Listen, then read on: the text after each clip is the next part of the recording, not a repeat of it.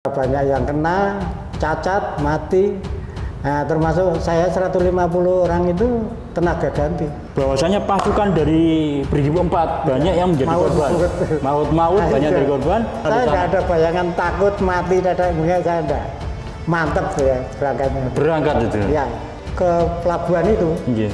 Itu masih dihantam sama mortir itu sampai 3 malam lagi. Ya, jadi 6 hari 6 malam toh. Tadi terapung dia itu iya. Karena nggak bisa bersandar kapal. Sana tuh modelnya kalau mau nyerang itu kabut. Ada suhunya yang istimewa sana. Tembak ya, dilempari granat diang.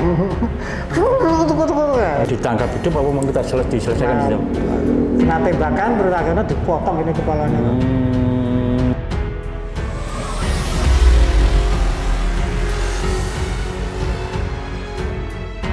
Assalamualaikum warahmatullahi wabarakatuh. Sahabat-sahabat, kawan-kawan saya, kawan-kawan garda di seluruh pelosok tanah air.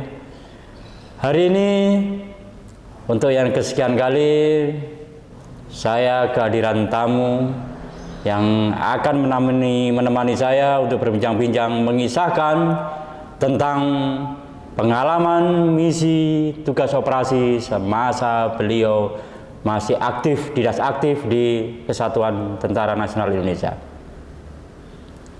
Dan hari ini tamu saya memiliki pengalaman sebanyak lebih dari 5 kali penugasan, di antaranya Timur Timur, Aceh, dan perbatasan Malaysia Indonesia. Selamat datang kepada Serka Purnawirawan Sarjo. Selamat datang Pak, terima kasih. Terima kasih. Assalamualaikum. Waalaikumsalam. Terima kasih atas kesempatan waktunya datang ke studio kami ini Pak. Ya. Pak Sarjo, kalau boleh tahu Pak, panjenengan terakhir pensiun tahun berapa Pak? Pensiun saya tahun 96. 96. Jadi usia panjenengan sekarang? Kalau sekarang aslinya itu saya kelahiran 42, tapi pada waktu SR dulu itu gurunya menyarankan dimudahkan. Jadi saya dimudahkan 3 tahun. Jadi di KTP itu termasuk di masuk Angkatan Darat itu termasuk 45. Terhitung 45. Dimudahkan 3 tahun. Jadi mungkin sekarang 80 tahun ya Pak ya. Kalau aslinya. Kalau di KTP ya 77. Tapi waktu menjadi mendaftar tentara TNI waktu tahun angkatan berapa Pak? 65. 65. Iya. Tamtama 65. Tamtama ya. Mendaftarnya, seleksinya di mana Pak? Dulunya kan gini, ini saya sudah ikut perjuangan di Handra. Pertahanan Rakyat. Iya. Termasuk Kamra itu. Oh, Kamra. Nah, saya mulai 64. Nah, pada waktu itu 65 itu dan rampilnya menyarankan. Ini ada pendaftaran, siapa yang mau mendaftar tentara. Saya juga duduk cari. Akhirnya dari Kecamatan Depok itu 20 orang, yang masuk 3 orang. Saya catur tunggal, Peguharjo itu 2 orang. Itu selepas SMA? Saya dulu enggak SD aja. Oh, masih SR Pak ya? Iya, SR. Jadi iya. dulu itu masih SR itu pada waktu itu kan seangkatan saya SR itu besar-besar Pak. Jadi usianya mungkin kalau dulu mau masuk SD itu kalau enggak bisa gini belum bisa masuk. Nah itu jadi udah besar-besar, udah umur 8 tahun, 9 tahun baru bisa masuk sekolah. Itu. Nah, jadi ketika di Handra, selesai di Handra, mendapat tawaran dari Pak Dan Rambil ya Pak, karena ada pembukaan pendaftaran tentara. Pada waktu itu. Terus kemudian tahun 65 itu panjenengan mendaftar Pak? Jadi termasuk 65 akhir. 65 akhir mendaftar. Seleksi. Itu seleksinya di Kodim Sleman. Di Kodim Sleman. Pada waktu itu hanya 1 minggu. Cuma 1 minggu? Iya, 1 minggu kelar. Langsung pengumuman, panjenengan lolos? Setengah bulan kemudian ada panggilan saya. Diantarkan pada Pak Dan Ramil itu ke rumah. Yang dinyatakan lolos untuk Iya, masuk pendidikan. iya. Masuk pendidikannya tanggal ini, bulan ini. Di mana Pak pendidikan? Pendidikannya di Purworejo Di Purworejo. Selama selama 4 bulan. Nah, kalau menilik apa ini keinginan panjenengan nih Pak Saharjo ini sudah masuk Hanra, Iya. terus kemudian mendapat tawaran antusias kemudian mendaftar tentara. Iya. Ini memang keluarga tentara Bapak? Bukan, saya resmi, bapak saya itu pegawai rumah sakit Bethesda. Orang ya kalau orang lama itu orang kuno itu. Berapa bersaudara Pak Saharjo? Saya itu yang satu ibu satu bapak, itu hanya saya. Oh, tunggal nih Pak? Iya, bapak saya nikah, ibu saya nikah. Saya tidak ada lagi. Jadi saya termasuk tunggal. Ya. Tunggal. Nah, tunggal malah jadi masuk tentara ya Pak? Maka pada waktu itu saya tidak minta tanda tangan sama bapak saya. Saya sekedar menipu itu. Mbah saya yang ini Pak ya. Soalnya kalau bapak saya kan ini tidak boleh. Oh. Hanya satu. Iya, karena nanti anak satu termasuk tentara, jarang di rumah, jarang ketemu keluarga kan gitu Pak. Saya ikut ibu. Nah, kemudian selama 4 bulan menjalani pendidikan Candra di mukanya tentara di Purworejo, dilantik yang datang pada saat pelantikan siapa Pak? Itu pada waktu itu Panglima Kodam itu. Pada waktu itu masih Kodam 7. Kalau dari pihak keluarga yang Pihak keluarga juga perwakilan. Ada perwakilan. Mbah itu yang datang. Iya. Ibu saya. Walaupun sudah tua ya. Itu namanya ibu. Iya. Itu perwakilan. Setelah dilantik, pelantikan dan resmi sebagai tentara nasional Indonesia, kemudian ditugaskan aktif di satuan mana Pak? Itu pertama saya masuk di Brigif 6. Brigif 6 itu Solo. Nah, di sana ditampung 3 bulan. Setelah ditampung 3 bulan, pembetelan dibagi. Ya ada Brigif 6 itu ada 413, 411, 412. Pada waktu itu saya jatuh di 413. 413 Sragen, ya betul. Berapa tahun Pak di sana? 2 tahun di Sragen. Jadi penugasan pertama itu masuk di batalion tugas dinasnya di 413 Kompi C. Pada waktu itu komandan kompinya Pak Trisno. Itu Trisno itu? Sutrisno yang rumahnya Jogja. Oh, iya. Yang sekarang kalau dulu 413 yang sekarang menjadi 408 itu kalau nggak salah. Sekarang yang tempatnya 408. Gitu. Sekarang 413 ditarik kan, sudah ditarik ke Solo. Rider Pak ya? Belum, masih tapi pincuk dulu.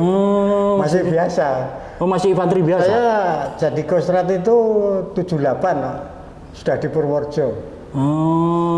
Jadi pembetelan 1 bulan full itu, pembetelan nempuh baret itu. Itu pelantikannya di pantai sana. Purworejo. Nah, selama 2 tahun di Sragen di 413 itu hanya apa ini pengabdian penugasan seperti biasa di satuan ya Pak? Iya, masih belum harian hanya biasa. Hanya latihan. Jogo, pemanasan, lari. Gitu Nah, itu. Nah, berbicara kemudian ketika sudah 2 tahun sampai itu masih Prada ya Pak? Masih Prada. Nah, itu belum sama sekali belum ada ini ya, masih istilahnya kan masih dengan jarak yang dekat Sragen Jogja itu masih bisa pulang. Masih pulang seminggu sekali kadang-kadang pilih uang doang. Ya, kemudian seperti halnya prajurit-prajurit yang lain di sebagai satuan tempur berada di ujung tombaknya tentara. Semuanya setahu saya nih Pak, ke semua batalion di era-eranya dulu kan karena masih banyak beberapa wilayah kita yang mendapat rongrongan dari milisi gerilyawan yang ingin lepas dari kesatuan NKRI. Nah, waktu itu belum juga jenengan belum mendapatkan apa ini perintah tugas operasi belum Pak? Belum, pada waktu Prada itu Pernah, tapi operasinya itu operasi PKI itu loh, di lereng Merapi. Pembersihan ke itu. timur, lereng Merapi ke timur itu. Oh. Pembersihan PKI dulu. Iya, iya, kan iya. banyak yang lari ke sana daerahnya. Nah, itu pernah. Oh, berarti itu masih di 413. Masih di tempat. Jadi ada misi pembersihan Iya, untuk pembersihan. yang apa ini Anggota mantan-mantan PKI ex yang melarikan Partai diri. Komunis itunya. Iya, iya. Nah, kemudian setelah 2 tahun mendapat geser Setelah 2 kemana? tahun ada regroup. Ada regroup itu senior saya yang udah tua-tua Iya. itu dilancar di Kodim. Nah, terus untuk pengganti. Jadi saya dikoplok, jadi dioplos. Iya, Dioplos. Saya di Purworejo, saya milih Purworejo. Oh, mau ditawari, mau Iya, pindah. ditawari. Yang orang Jogja mau milih mana? Pak Sarjo milih mana? Saya Purworejo aja Pak, saya gitu.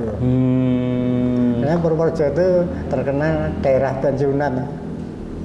Soalnya pensiunan pejabat-pejabat ABRI banyak. Oh, gitu banyak. Jadi tempatnya itu terkenal adem ayem gitu. Kalau orang Jawa bilang Jadi adem ayem. ketika ada penawaran dari komando atas untuk alih bergeser ke Alih satuan, geser, Pak Sarjo nih ya Pak memilih di 412 Iya, Purworejo. Purworejo.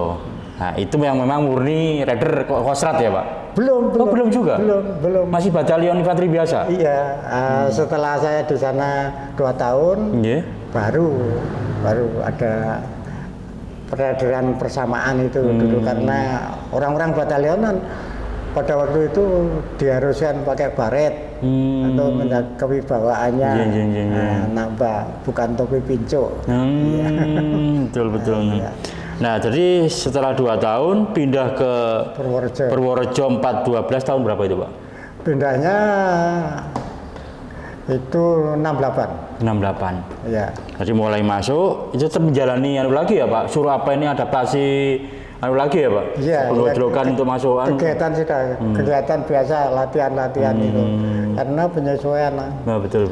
Nah, pada waktu itu terus diangkat itu ya pakai baret itu penyesuaian. Nah, kemudian selang berapa lama Pak?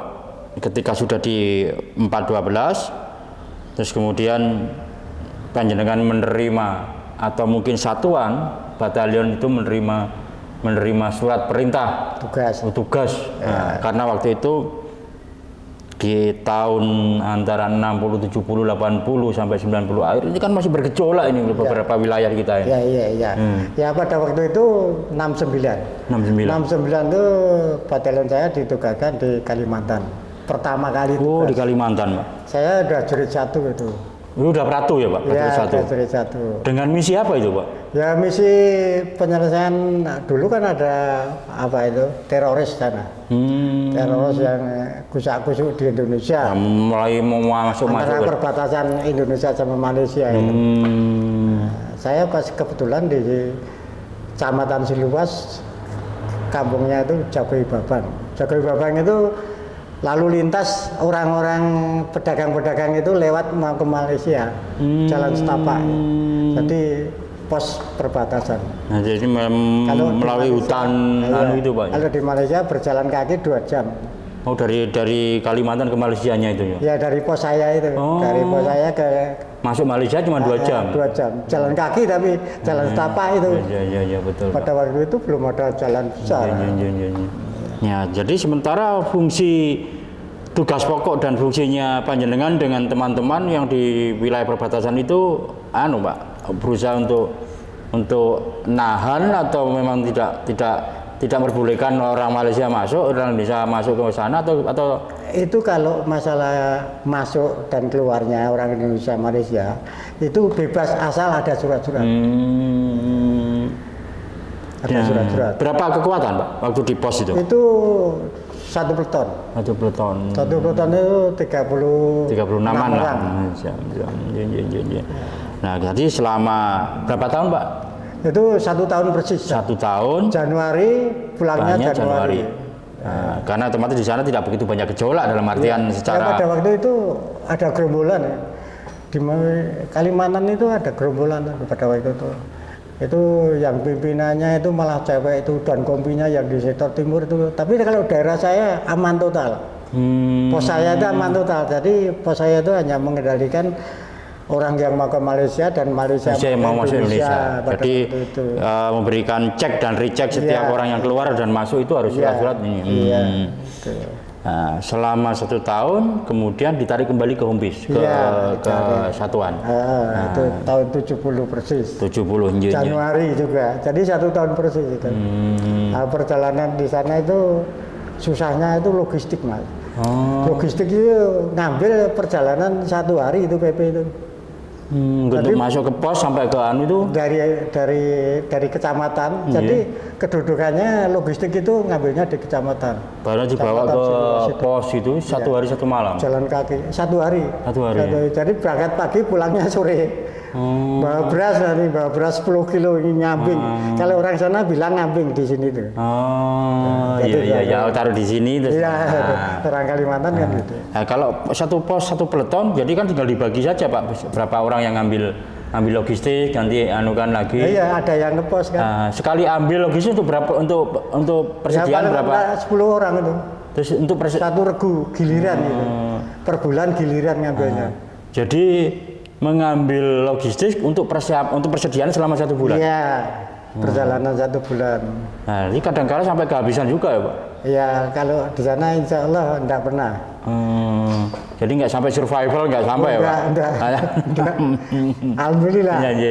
Itu sana logistiknya lancar. Biarpun perjalanan itu pakai air. Melalui sungai, melalui pakai perahu kecil, nyebrang sungai Rawa itu. Kapal kalau muatannya ya 1 regu itu. Jadi saya dari Kalimantan, dari kapal besar itu menuju ke pos itu 3 hari 3 malam pakai kapal itu muatannya hanya 1 regu. Kapal kecil-kecil itu. Iya, sekitar 10 orang, 9 orang ya. 11 orang sama yang pengemudinya. Itu nyamuknya bukan main itu. Menginap di sungai. Ya, nyamuknya sudah besar-besar kalau dia. Minta ampun. Betul. Pakai itu. Tembus itu Pak ya. Iya, produk rapat. Ada tuh masih kadang-kadang. Masih kadang-kadang tembus.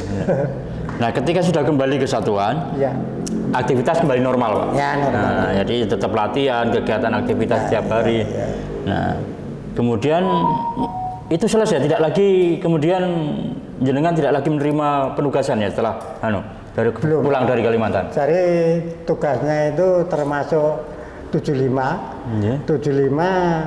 Desember diperintahkan tugas sana itu hanya 1 kompi pool. 1 kompi pool itu personilnya 151 plus dan kompi itu. Itu kembali ke Kalimantan ditugaskan? Bukan, yang timur-timur yang 75. Jadi setelah pulang dari Kalimantan 75 tahun 70 pulang dari Kalimantan. Iya. Nyampe 75 baru berangkat. 7 tahun nanti 5 tahun berikutnya mendapat surat perintah lagi itu dengan geger di timur-timur itu. Itu berarti jenengan sudah Raka ya Pak? Sudah Kopda pada waktu. Udah Kopda 2? Iya, udah Kopda 2 menerima surat penugasan berangkat ke timur-timur. Iya. Nah, sebanyak itu BP berarti Pak, tidak semua satu batalion. Jadi di BP kan Brigif 4 Selawi sana, 406, 405, 407 gitu loh. Itu Brigif 4 itu. Nah, sana itu berangkatnya Desember bulan 11, sebelum Desember. Tapi mulai Desember itu sudah parah sana. Sudah banyak yang kena, cacat, mati. Nah, termasuk saya 150 orang itu tenaga ganti. Jadi istilahnya itu mau sangat darurat mengingat kawan-kawan kita yang di timur-timur itu sudah mulai kalang kabut. Iya. Kekuatan sudah mulai menurun sehingga diperbantukan mengambil dari satuan Bapak ya. Iya. Sebanyak 151 prajurit. Termasuk saya karena ikut jadi di BP kan berangkat melalui mana Pak? Lewat mana Pak? Itu melalui Surabaya. Lewat Tanjung Perak. Jadi kapalnya kapal Bogowonto.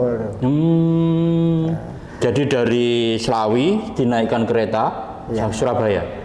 Enggak dari Selawi, dari 412. Saya kan dari sudah kembali ke yang sana sudah di sana ya Pak? Sudah kembali ke Pangkalan. Iya. Jadi dari Purworejo langsung naik kereta langsung Surabaya. Sebanyak 1 kompi itu Pak? Iya, 1 kompi, 151 orang. Jadi istilahnya tenaga ganti kan. Iya, Tenaga betul. ganti yang parah-parah itu, yang kena-kena itu. Pada waktu itu parah. 47, 46, 45 itu parah. Yang parah, yang paling banyak. Paling banyak itu Banyak pengemburan korbannya. pertama kan. Saya termasuk sudah bulan keduanya. Oh. Jadi sana sudah parah, baru minta bantuan itu. Nah, enggak terbayang Pak waktu itu ketika jenengan menerima perintah berangkat untuk menggantikan kawan-kawan yang notabene sudah banyak yang Saya luka-luka. enggak ada pikiran takut apa itu di sana. Saya enggak ada pikiran. Itu kan jelas bahwasanya Mantap itu ya. bahwasanya pasukan dari Brigif 4 banyak yang menjadi korban. Maut-maut banyak Iya. dari korban. Nah, ini diberangkatkan untuk mengganti yang sakit-sakit itu kan. Iya. Nah, berarti nggak terbayang nih bagaimana Wah, suasana di saya sana. enggak ada bayangan takut mati mungkin saya enggak. Mantap tuh ya berangkatnya. Berangkat itu. Ya. Terus pratugas berapa hari, berapa bulan? Itu Nggak pakai hanya 8 bulan saya. pratugas. Iya, 8 bulan. Terus saya koptunya turun. Koptunya pada waktu itu. Koptunya turun. Terus istirahat 8 bulan. Istirahat 8 bulan berangkat lagi. 78 itu. Nah, ketika yang tahun 75 yang berangkat menggantikan pertama menggantikan Brigif GBBK di Brigif 4. Perjalanan berapa hari Pak menggunakan kapal Bogowonto? Bogowonto ya Pak? Iya, 3 hari 3 malam. 3 hari 3 malam. Dengan begitu di lautan luas 3 hari 3 malam. Iya. Kondisi lelah, capek Pak di laut. Iya. Datang untuk melakukan penugasan tempur Pak. Enggak capek, enggak ini Pak. Ya, pada waktu itu gini, perjalanannya. Perjalanannya itu 3 hari 3 malam. Nggih. Tapi setelah saya mau masuk ke pelabuhan itu, Nggih. itu masih dihantam sama mortir itu sampai 3 malam lagi. Ya, jadi 6 hari 6 malam toh. Tadi terapung Iya. karena nggak bisa bersandar kapal. Wah, enggak Berarti berani hantam dari bersandar jarak jauh dari pelabuhan. Nunggu sana lengahnya itu. dihantam mortir. Iya. Begitu kapal Masih- sudah mau sandar, dihantam dengan mortir. Iya. Sana kan masih musuh itu masih dekat kota. Jadi di pegunungan. Sana tuh kotanya Dili itu dilingkari gunung gini. Jadi dia mundurnya setelah diserang Dili, kota Dili itu, dia mundurnya di pegunungan itu. Jadi kalau dari ketinggian pegunungan itu dari itu kan jelas banget pelabuhannya. Iya. Iya. Nah, ketika dihantam mortir Pak, kalau bicara soal mortir otomatis kan kekuatannya dahsyat itu Pak. Wah, iya. Nah itu Tapi alhamdulillah. Nggak ada. Alhamdulillah, selamat itu. 151 tidak ada yang. Iya. Bahkan kapal juga tidak mengalami kerusakan apa enggak. Jadi ketika dihantam, kapal kembali ke tengah. Ya, jadi sandarnya memang dengan pelabuhan itu sekitar 2 kiloan. Jadi menghindari hantaman itu. Sudah diperkirakan komandannya itu datang. Perintah sama komandan kapal, jangan terlalu dekat 2 kilo jaraknya. Jadi kan hantaman itu Tidak sampai bisa ke sasaran, pas, ke gitu. kapan. Ya, Kanan kiri, kanan kiri gitu tuh. Cepet depannya. Nah, tapi apakah ketika pasukan dari panjenengan dengan kawan-kawan ketika sudah mau berangkat, apakah tidak satuan di sana tidak dikondisikan Pak untuk melakukan ini kapal yang ini sudah mau bersandar datang terus dilakukan pengamanan? Itu dalam kota sudah diamankan tuh. Tapi yang di ketinggian di gunung-gunung itu kan dia atletnya itu di gunung-gunung itu. Setelah kota itu dikuasai oleh Brigif 4. Jadi masih jaraknya sekitar 4 kilo 5 kilo gitu. Dari kotanya itu. Nah, tapi akhirnya ketika kapal berhasil bersandar, Ya. itu jarak tetap dijemput dengan ke perahu atau memang langsung bersandar ke bibir Tidak, pantai? langsung ke pinggir pantai. Langsung turun? Langsung mendarat itu. Malam Pak? Malam. Jam 2 malam. Jam 2 malam turun itu Pak? Ya. Sudah 3 hari 3 malam berkabung-kabung itu ya. Terkabung-kabung di laut itu karena menghindari tembakan mortir itu. Terus kemudian berhasil malam sekitar jam 2 dini hari semua pasukan baru langsung masuk kota ya Pak? Ya, masuk kota dulu. Setelah masuk kota itu dipecah Mas. Dipecah jadi 405, 406, 407 itu 3 batalion kan. Iya, iya. Itu 150 itu dibagi 3. Oh, 50 sekitar 50-an Iya. kekuatan ya. Iya. Dipisah, dipecah di 3. Iya, 3 lah. batalion. 3 Ya. batalion. Saat itu jenengan langsung Pak, tidak ke pos kan Pak? Langsung apa Itu ini? istirahat 1 hari. Iya. Pembagian tugas itu loh. Perincian pembagian tugas. Seperti saya Pak Sarjo tugasnya di sana kompi ini, gitu. Foton ini. Jadi sudah terdaftar di situ. Iya. Saya 1 hari istirahat itu langsung dikirim ke pos. Nah, yang jenengan tempati pos mana Pak? Itu saya di pos Bobonaro. Bobonaro Pak. Ya Bobonaro itu agak Dari kota berapa kilo itu Pak? ya, Sekitar pegunungan? Ada 10 kilo. Iya daerah pegunungan. Nah, dari pos Kotis dari ini ke Bobonaro yang ditempuh di drop pakai rantis atau nyekal? Iya diantar sepakai truk itu. Saya di awal juga. Jadi berapa orang itu yang dikirim di drop itu masing-masing kompi kan. Jadi kalau 151 itu dibagi 3 batalion. Jadi 1 batalion dapat 50 ya. Bandol 6, bandol 7, bandol. Iya. Nah, di Bobonaro Pak waktu itu. Nah, ketika yang penugasan yang ini kemudian apa ini di Bobonaro tiap hari tugas pokok panjenengan apa? Melakukan selaber terus, pencarian itu terus. pada waktu itu ke pos itu. Ke pos 1 bulan. Pertama itu. Iya. Soalnya kalau gerakan itu mungkin diberikan sama komandan ya. Diberikan ini masih bahaya. Jadi mempertahankan ke pos. Wilayah dulu, wilayah Ya, menguasai. yang menduduki Jadi wilayah daerahnya sekitarnya supaya aman dulu. Iya. Itu kadang-kadang masih diserang di pos saja. Sana tuh modelnya kalau mau nyerang itu kabut. Ada suhunya yang istimewa sana. Demikian nampani yang Batalion 744 yang batalion sana yang nampani di atas. Jadi sebelah gunung gini sudah ditunggu, ini sudah dipam. Diperkirakan kalau naik nanti gini pasti ya. ketemu yang ini kan. Nah. Jadi ditangkap hidup apa mau kita diselesaikan hidup? Kena tembakan terus akhirnya dipotong ini kepalanya. Setiap gerakan itu Pasti, karena ada mereka kontaknya, nyoba, ada yang ganggu. Nah, itu setiap gerakan. Tapi kalau sabar itu kadang-kadang terkejut, mendadak gitu. Ketemu petugas di tikungan gitu. Nah itu pernah terjadi itu. Anaknya tuh masih muda sekali. Anaknya masih muda, ya sekali usia 18-an 20. Tolong bicara sama itu. Itu suruh angkat tangan itu senjatanya suruh ngatas. Gini. Iya Pak. Saya antem senjata itu. Nah, dia itu senjatanya diserempang. Dia merayap gini.